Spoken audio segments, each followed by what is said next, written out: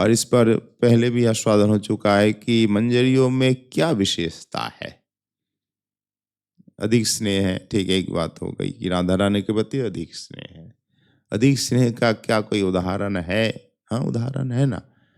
अधिक स्नेह का एक है, एक दिन राधा रानी को गिरिराज जी के तलहटी में ले जाने के लिए वृंदा देवी आई दूती बन करके। तो वृंदा देवी कह रही है, किशोरी चलो, तुम्हारी प्रतीक्षा में है नागर यानी श्याम सुंदर गिरिराज जी की तलहटी स्थित कुंज में, तुमको अब जाना पड़ेगा, मैं तुम्हें लेने आई हूं। तब मंजरी क्या कहती है कि वृंदे, इस समय राधा रानी नहीं जा सकती। क्यों नहीं जा सकती? देखो, तुम तो श्री कृष्ण की दूती हो, उनका स्वार्थ साधना तुम्हारा काम है। तुम ये नहीं देखती हो कि इससे राधा रानी को कितना कष्ट होगा। जहाँ स्वार्थ होता है वहाँ दूसरे का कष्ट नहीं देखा जाता है। जाता है क्या? अपना स्वार्थ वहाँ देखा नहीं जाता। या अपने जनों का स्वार्थ हो तो भी दुख नहीं है, उसको दुख होगा, अरे ये हमारा हमारे हित के लिए है, चाहे दुख हो हजार, हमारा स्वार्थ सर्वोपरि है। तो तुम अपने नंदनंदन के स्वार्थ के कारण राधा रानी को दुख देना चाहती हो। कैसे? तो विरमतो वृंदे दूत्या चातुर्य चर्या विनिवृत्त ब्रूहि गोष्ठेन्द्र शूनुम विषमा विषधरीयम शर्वरी प्रावृशिन्या कथम यह गिरिकुंजे भीरुरेशा प्रहापनीया। तीन सखियों ने क्या कहा? मंजरियों ने, वृंदे विरमतु, तुम विरत हो जाओ। विरत हो जाओ माने शांत हो जाओ, चुप हो जाओ। दूत्या चातुर्य चर्या, तुम दूती हो ना, और दूतियों में बड़ी चतुराई होती है। तुम्हारी जो चतुराई वो रहने दो, हमें सब समझ में आ रही वो चतुराई, इसलिए तुम अधिक चतुराई मत दिखाओ। ऐसा ये मंजरी कह रही है वृंदा देवी से। अच्छा, इसमें चतुराई भला क्या है? चतुराई नहीं है तो तुम चले जाओ गोष्ठेंद्र नंदन के पास। हम जो कह रही हैं ना उसे मानो कि विनिवृत्त ब्रूहि गोष्ठेंद्र सूनुम, तुम वहां वापस जाकर के गोष्ठेंद्र नंदन श्याम सुंदर से जाकर कहो। क्या कहें? न विषम विषधरी यम शर्वरी प्राविशन्या। काल कौन सा है? वर्षा ऋतु। समय क्या है? शर्वरी रात्रि। प्राविशन्यातन, प्रावृत किसे बोलते हैं? वर्षा को। तो वर्षाती रात्रि, प्रावेशन्या अर्थात स्त्रीलिंग है, यानी वर्षाती रात्रि है, वर्षा की रात्रि। और वर्षा रात्रि मतलब वर्षा भी हो रही है। और इस समय क्या भय है? विषम विषधरेयम। विषम विषधर का संचलन ज्यादा होता है कि नहीं? वर्षा में अधिक सर्प डोलते रहते। वर्षा ऋतु में बाहर आते हैं, बिल छोड़ छोड़ के बाहर, क्यों? पानी भर जाता है और गर्मी सहन नहीं होती, बाहर आ जाए। तो विषम विषधर से संपन्न युक्त इस अंधेरी रात्रि में, वर्षा की रात्रि में हम कैसे भेजे राधा रानी को? संभव है? तुम ही बताओ। तुम्हें तो दया नहीं है, राधा रानी को तो कोई ममता नहीं, राधा रानी को कोई चिंता नहीं। राधा रानी की थोड़ी सी चिंता होती तुम ऐसा नहीं कहती। कथम यह गिरी कुंजे, कैसे हम राधा रानी को गिरी कुंज में भेजे शोभी? बरसात की रात्रि में रिमझिम वर्षा हो रही है, जगह जगह सर्प डोल रहे हैं, और कहाँ भेजे वो? गिरी कुंज में। वहां तो अधिक सर्प होंगे,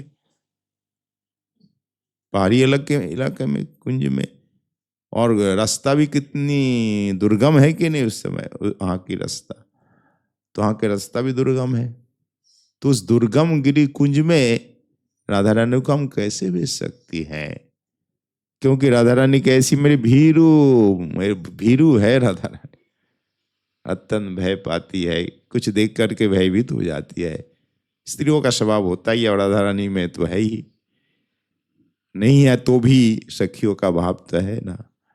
भीरु रेशा प्रहापनिया, यानी ऐसा राधा रानी जो भीरु स्वभाव वाली है, राधा रानी को हम कैसे भेजे इस घनघोर रात्रि में, बरसाती रात्रि में, वो भी पहाड़ी तलहटी में, गिरिराज की तलहटी में? असंभव है, मेरी किशोरी नहीं जाएगी। इसलिए आप जाओ, जा करके नंदनंदन से बोलो वे आए, किशोरी से मिलने यहाँ आ जाए।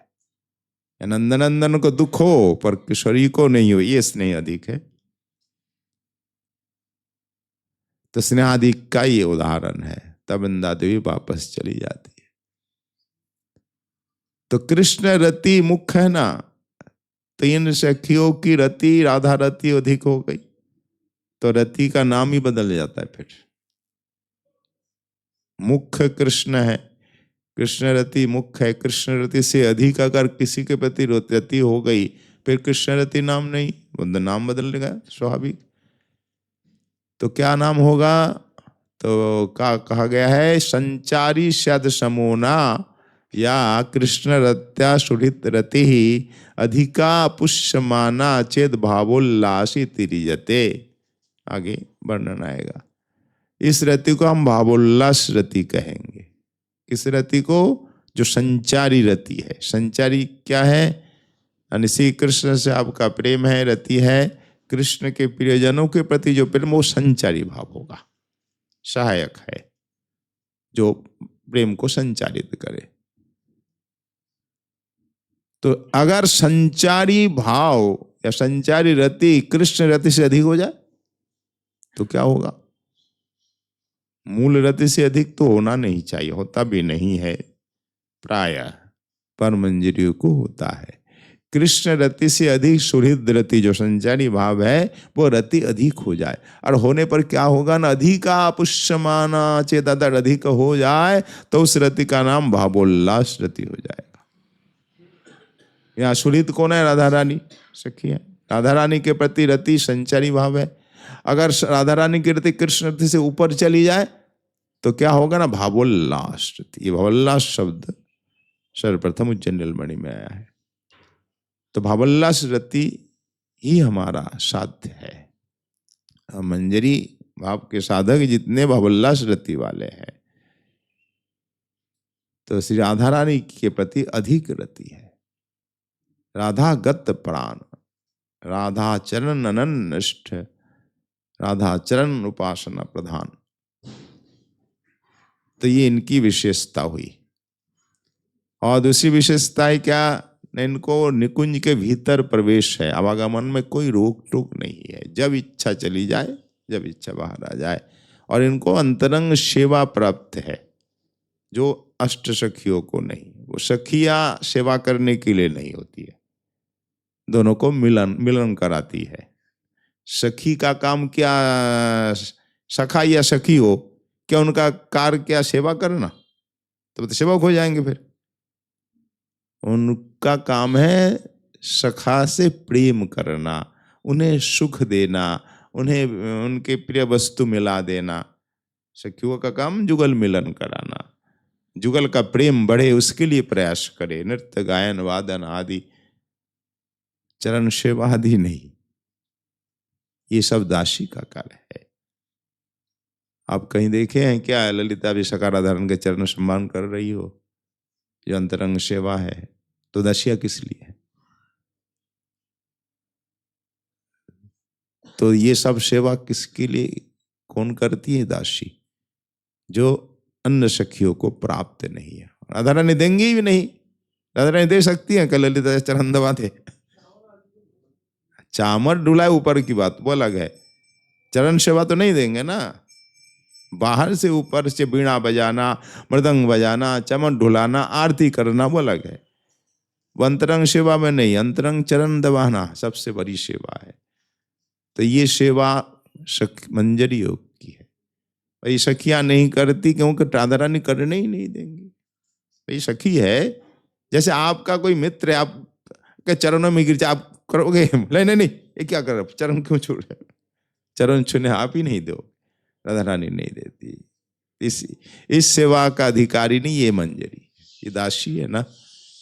तो क्या क्या सेवा है आप देखिए दास गोस्वामी के ब्रज विलास स्तव में कि ताम्बूलार्पण पाद मर्दन पयोदानाभिसारादि भी वृंदारण्य महेश्वरीं प्रियतया यास्तोषयन्ति प्रिया प्राण पृष्ठ सखी कुलादपि विराकिला संकोचिता भूमिका केली भूमि स्वरूप मंजरी मुखा स्तादाशिका संश्रय। तो प्रमाण मिल गया इनकी विशेषता क्या है। अष्ट सखी से भी सेवा में इनकी श्रेष्ठता है यानी अधिकार है। और प्रमाण कैसा, दास गोस्वामी का, कोई काट नहीं सकता। तो क्या क्या क्या अंतरंग सेवा है जो अष्ट सखियों को नहीं प्राप्त है। प्राण पृष्ठ सखी कुलात कह दिया है, पर परम पृष्ठ सखी से भी अधिक सेवा इनको क्या है, ताम्बूलार्पण। ललिता भी देती है पर मुख्य सेवा इनकी है, ताम्बूल बनाना, तैयार करना, लाना। तो ताम्बूलार्पण और पाद मर्दन, चरण सेवा तो और सखियों का है ही नहीं, केवल मंजरियों का ही है, दासियों की ही सेवा है। ताम्बूलार्पण, पाद मर्दन, पयोदान, चलदान आदि सेवा, शैया निर्माण करना, तरह तरह की सेवा, पंखा झलना, चंदन आदि विलेपन करना, अभिसार में ले जाना। तो वृंदारण्य महेश्वरीं प्रियतया यास्तोषयन्ति प्रिया, ये सब प्रिय दासियां वृंदावनेश्वरी राधा रानी की सेवा करके राधा रानी को प्रसन्न रखती है सदा। तोषयन्ति, राधा रानी को संतुष्ट रखती है, राधा रानी की प्रिय सेवा करके। तो इनकी जो सेवा है या सेवा में जो अधिकार है, प्राण पृष्ठ सखी कुलादपि, परम पृष्ठ जो ललितादि सखिया उनसे भी अधिक है इनके पास सेवा। और क्या है ना, किल असंकोचित भूमिका, इनकी भूमिका भी असंकोचित है। राधा रानी अकेली निकुंज में हो प्रियतम के साथ, ललितादि को जाने में संकोच भी होता है, पूछती है किशोरी आ जाओ, पर इनको दासी को संकोच नहीं है। ये विशेषता और हुई, सेवा में विशेषता, अधिकार अधिक, और असंकोचित भूमिका, संकोचहीन भूमिका, जब इच्छा कुंज में भीतर चली जाए, ये भूमिका और किसी को नहीं है। ललिता जी को भी जाना हो निकुंज में तो पूछ लेती है एक बार, रूपमंजरी आ जाऊं, अब किस स्थिति में है प्या प्रथम, कहे तो आ जाते। और प्या प्रथम निकुंज लीला सुरत कैली करे तो भी रूपमंजरी आदि के लिए इनको लज्जा नहीं आती, क्यों, छाया से भला किसी को लज्जा आती है, संकोच होता है। राधा रानी को तो अपनी छाया, राधा रानी रूपमंजरी को अपनी छाया मानती है। तो रूपमंजरी जी उस समय शैया के नीचे, पालंग के नीचे रहती है। राधा ने कहे तू यहीं आ जा, पलंग के नीचे से जा। पलंग के नीचे रूपमंजरी, ऊपर प्या प्रथम विहार कर रहे, और कभी कहीं छिपाकर, कुंज के भीतर ही छिपाकर रख दे दिए, यहाँ रह जा। पर सखियां ऐसा नहीं रहती है, दासियां रह जाती है। ये अभिन्न है, राधा रानी और मंजरी अभिन्न है। तो असंकोचित भूमिका है। केली भूमिषु, केली भूमि में रूप मंजरी मुखा जो दासिका है, केली भूमि में निरंतर जाती आती रहती, इनको कोई संकोच नहीं है, ना राधा रानी को संकोच, ना गोविंद को संकोच है। तो ऐसी जो मुख्य दासिका है, जो प्राण पृष्ठ सखी से भी इनको अधिकार प्राप्त है सेवा में, ऐसी दासिका संश्रय, हम इनकी क्या शरण में है, इनका आश्रय ग्रहण कर रहे हैं। तो रूप मंजरी आदि मंजरियों की विशेषता का यह अद्भुत उदाहरण है, सर्वश्रेष्ठ प्रमाण है। और ये कभी कृष्ण का लिंगन नहीं, ललिता को कभी भेज देती है राधा रानी, जा आज तू जा, मैं नहीं जाऊंगी, तू भी अभिसार में चली जा, कृष्ण मिलन में। विशाखा भी चली जाती, पर रूप मंजरी को कहे तू जा आज, कभी नहीं। चरणों में गिर कर रोएंगी, नहीं किशोरी ऐसा आदेश मत दो, मैं कभी नहीं जाऊंगी। अगर गोविंद भी कहे नहीं, राधा रानी कहे तो भी नहीं, नहीं आपके चरणों में ही रहने दो। हमें तो आपकी लीला दर्शन करके जो सुख होता है ना, वो सुख कहीं प्राप्त नहीं है। वह वर्णन देखिए वृंदावन महिमामृत में कि राधा नागर केली सागर निमग्नालिदृशम यत सुखम नोतल्लेश लवायते भगवत सर्वोपि सौखोत्सव। अगर कोई प्रश्न करे तो श्री कृष्ण का संग नहीं चाहते तो क्या सुख है? मधुर रति में कृष्ण संग नहीं, मिलन नहीं, तो फिर सुख ही क्या? सुख घन सुख समुद्र तो गोविंद है, रसो वैसा उनको प्राप्त तो आप कर नहीं सकते। रस घन रस समुद्र कृष्ण की प्राप्ति तो हुई नहीं, उनका आलिंगन मिलन से आप दूर रहे तो क्या मिला आपको? फिर सुख तो यही है ना। सिद्धांत में सर्वत्र यही कहा जाता है, श्री कृष्ण प्राप्ति सर्वोपरि है। फिर आपको तो वो वस्तु मिली नहीं, तो कहते नहीं, देखिए सुख मूल है। सभी सिद्धांतों में क्या जाता है, क्या कहा जाता है? आत्यंतिक दुख नाश, आत्यंतिक सुख प्राप्ति। आपके मत में श्री कृष्ण प्राप्ति आत्यंतिक सुख प्राप्ति है, पर हमारे मत में श्री कृष्ण प्राप्ति आत्यंतिक सुख प्राप्ति नहीं है। तो क्या है?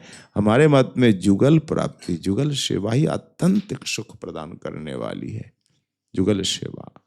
इसलिए अकेले कृष्ण की प्राप्ति हम नहीं चाहते, हम उसको श्रेष्ठ सुख नहीं मानते। ये प्रमाण है। राधा नागर केली सागर निमग्नालि दृशाम जत सुखम।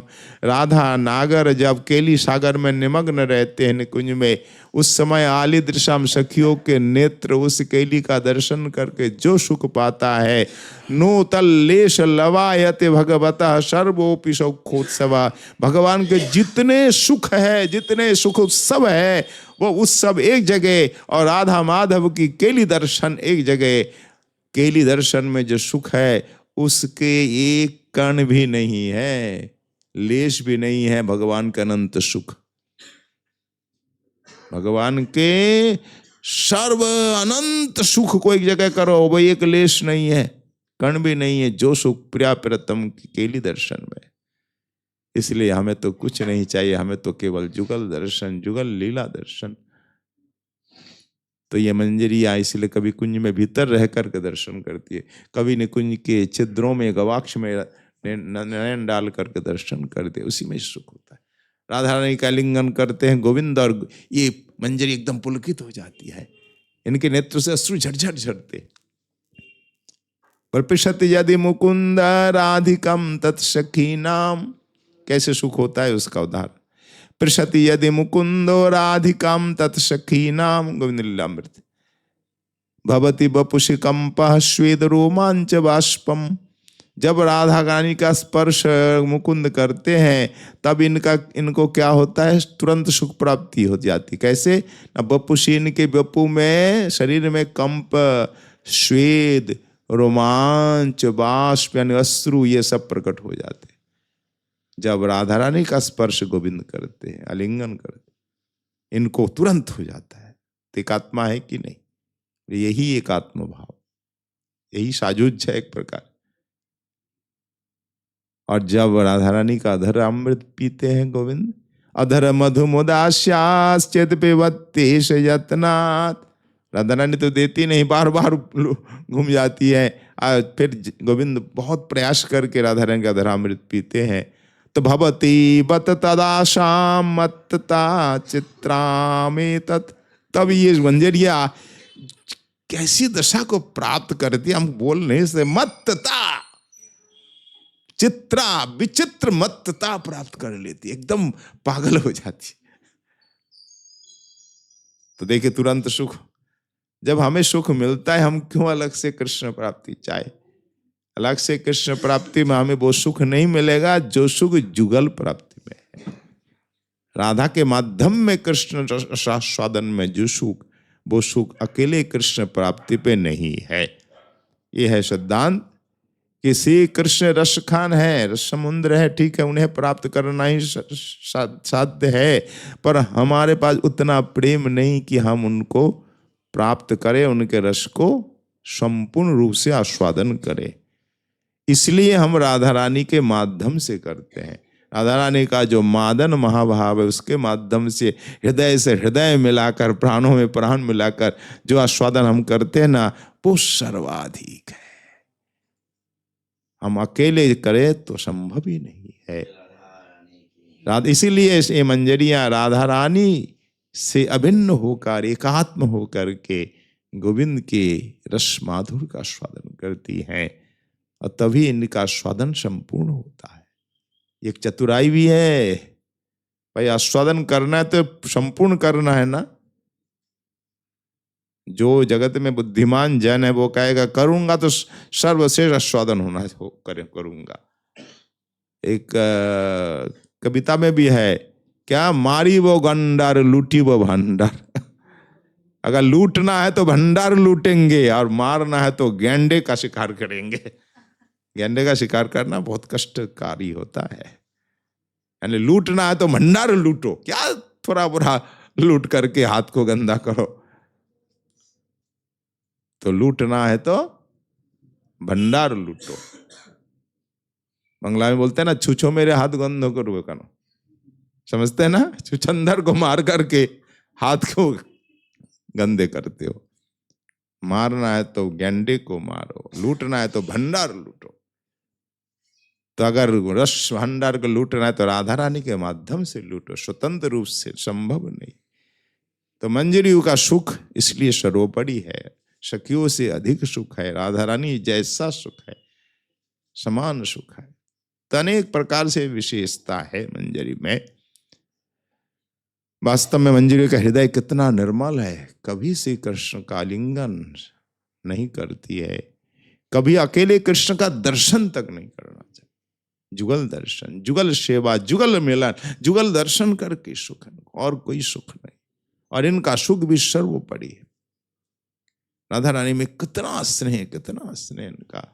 अपने अभी सुना वृंदा देवी से जब बातचीत हुई, ते है नित्य सखी प्राण सखी की विशेषता। अति संक्षेप में इसी को मंजरी भाव साधना बोलते हैं। यही मंजरी भाव है, यही भावोल्लास रति है, यही गौरी वैष्णव जी जन के साध्य है।